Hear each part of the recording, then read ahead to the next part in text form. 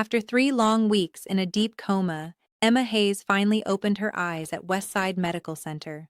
But she didn't wake up to the warm embrace or happy tears of her family. Instead, she woke up to a devastating betrayal. The harsh truth was that her own father, Robert Hayes, had coldly signed a "Do Not Resuscitate" (DNR) order while she was unconscious. He was perfectly willing to let his daughter slip away, and his reason was chillingly simple. He didn't want to pay her medical bills. Robert thought his secret was safe and that his problem would quietly disappear. However, he made one fatal miscalculation. He forgot one crucial detail about his daughter. Emma has an exceptionally long memory. The root of this heartbreak didn't start at the hospital. It goes all the way back to when Emma was just 4 years old. She had to undergo a life-saving open-heart surgery, and the hospital bill came with a staggering price tag, $213,000. From that moment on, her father never let her forget it.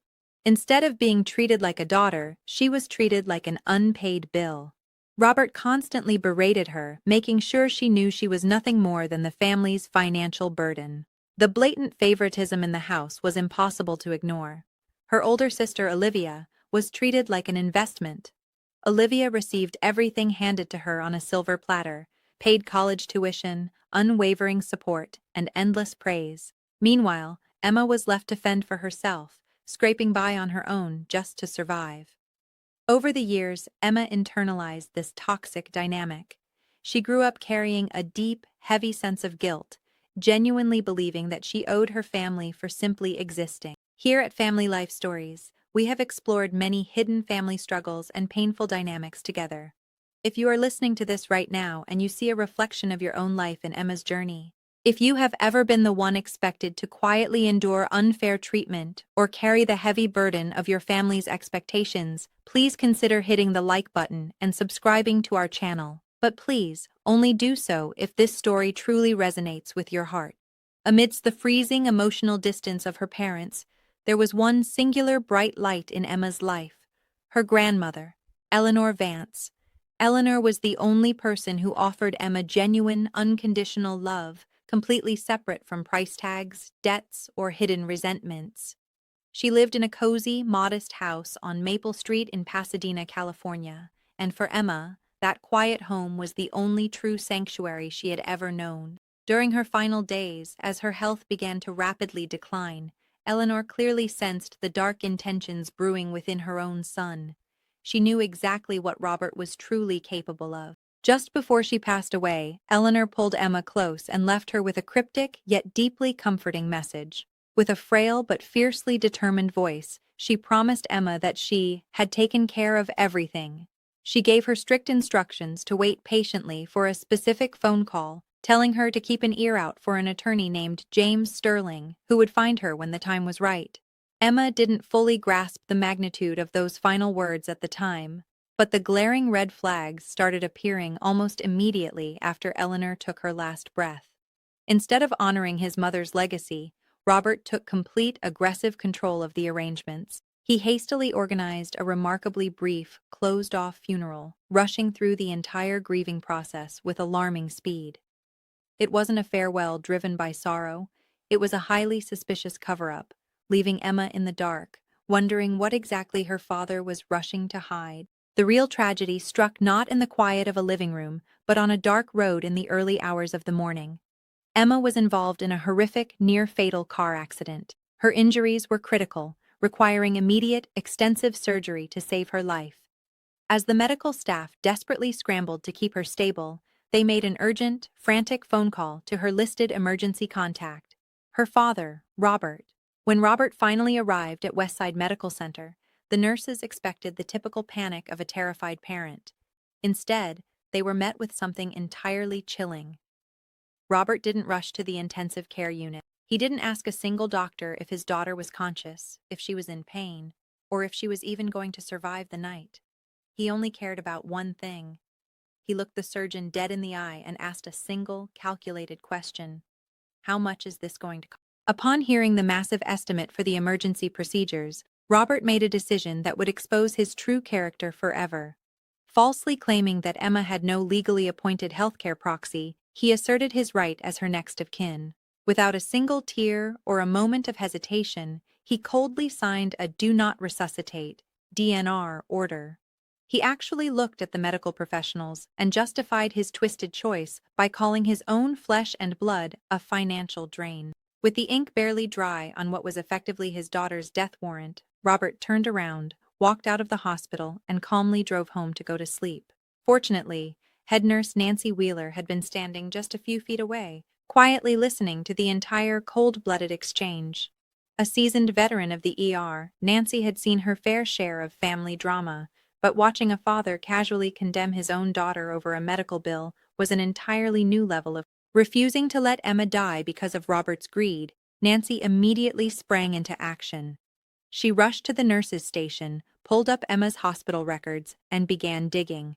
Within minutes, she uncovered a crucial piece of information Robert had lied about. Emma did have a legally designated healthcare proxy, and it was her fiercely loyal best friend, Sarah Miller.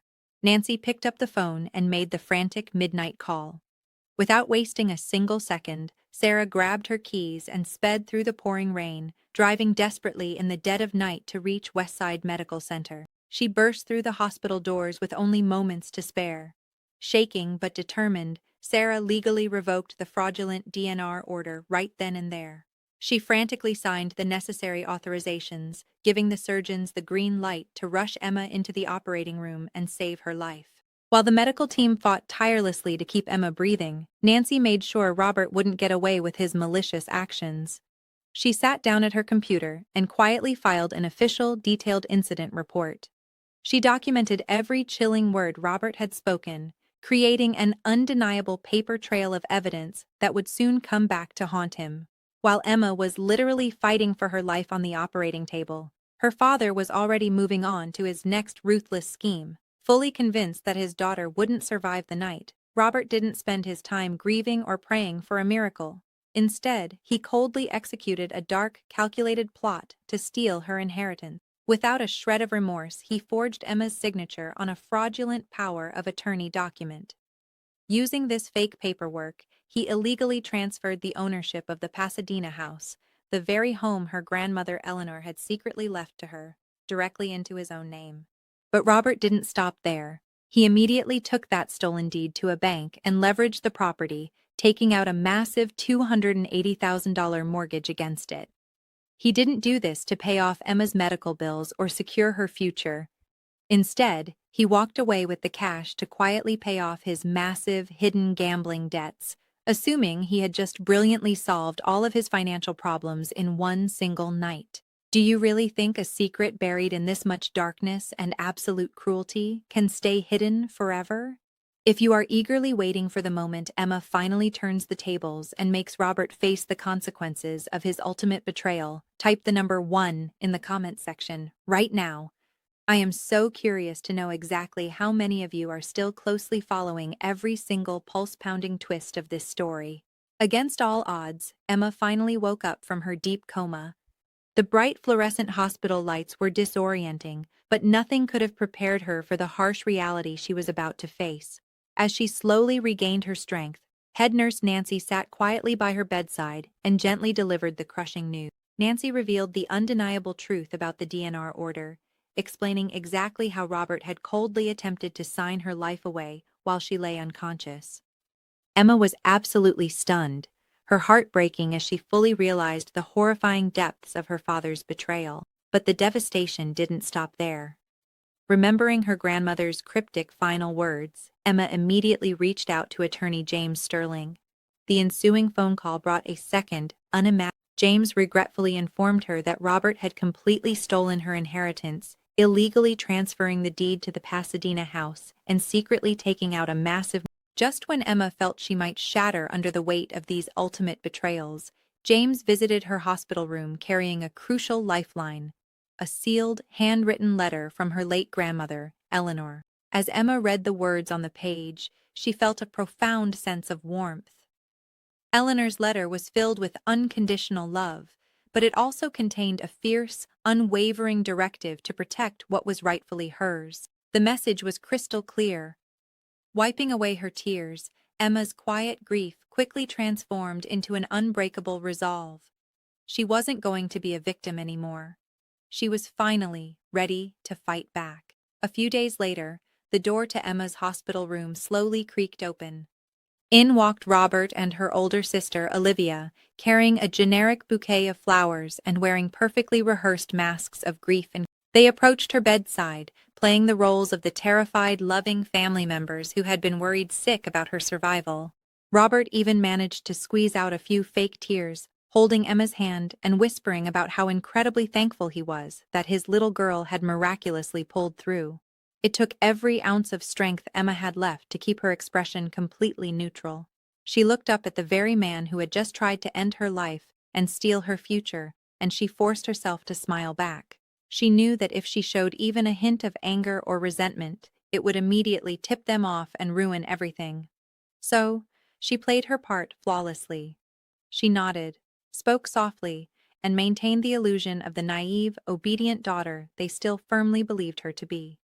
They had absolutely no idea that she already knew every single dark detail of their betrayal, but behind that calm, compliant facade, a massive storm was quietly brewing.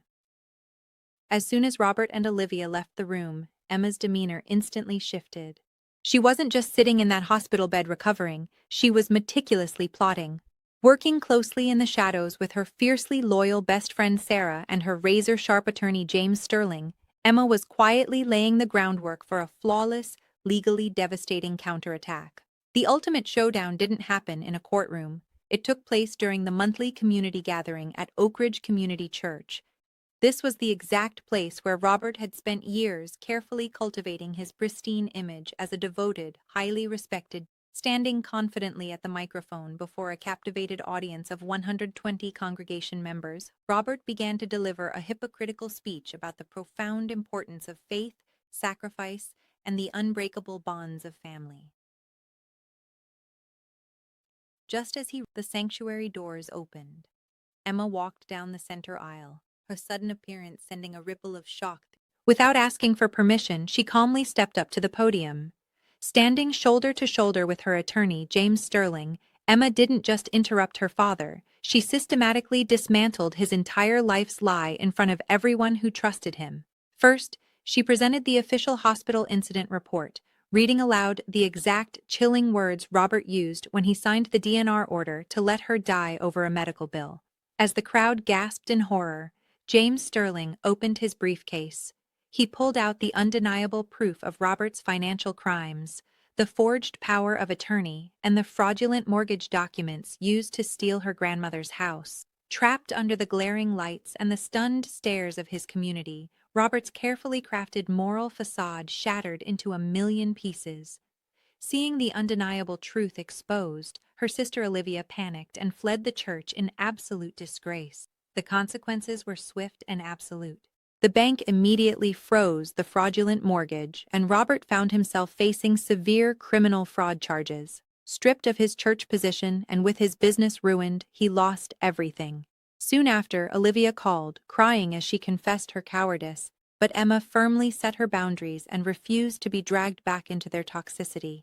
Ultimately, Emma legally reclaimed her grandmother's house on Maple Street, stepping into a new chapter defined by true freedom. I often wonder, what would you do if you stood in Emma's shoes that day, facing the very family member who left you to die?